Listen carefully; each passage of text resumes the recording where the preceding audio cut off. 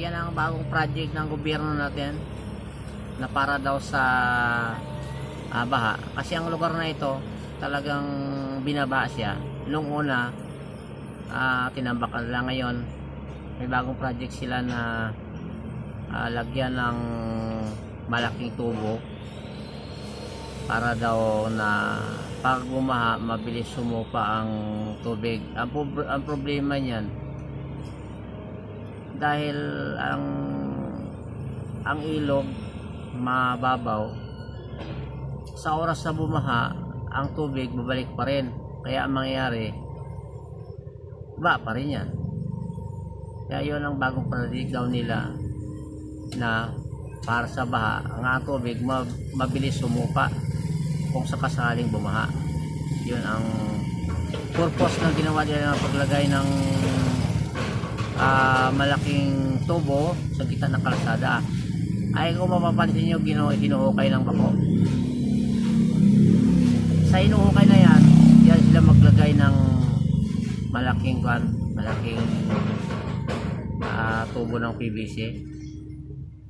Ngayon, kayo na ang husga kung totoo ba talaga na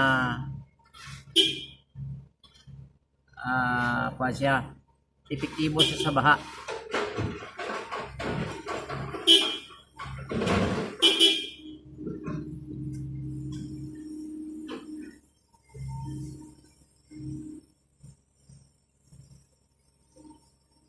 Kasi yun ang purpose daw na mabilis sumupa ang tubig. Tingnan natin kung totoo nga pagdating na tag-ulan. Kasi yun, nakikita nyo yung kalsada buo pa, tapos binutasan na sa gitna para lagyan ng malaking tubo.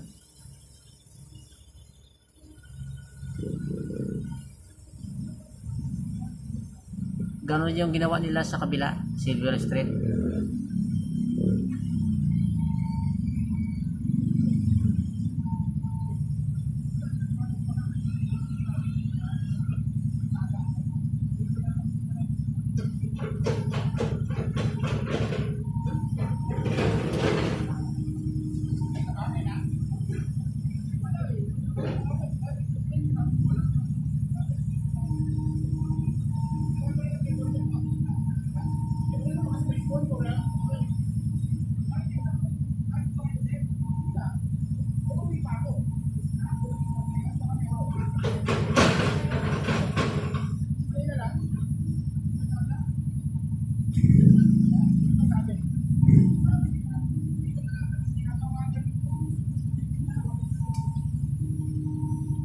Okay, kung nagustuhan niyo yung content na ito, huwag niyo kalimutan i-share, i-like, at i-subscribe para sa sunod ko mga video mag-update kayo. Okay guys, hanggang dito na tayo.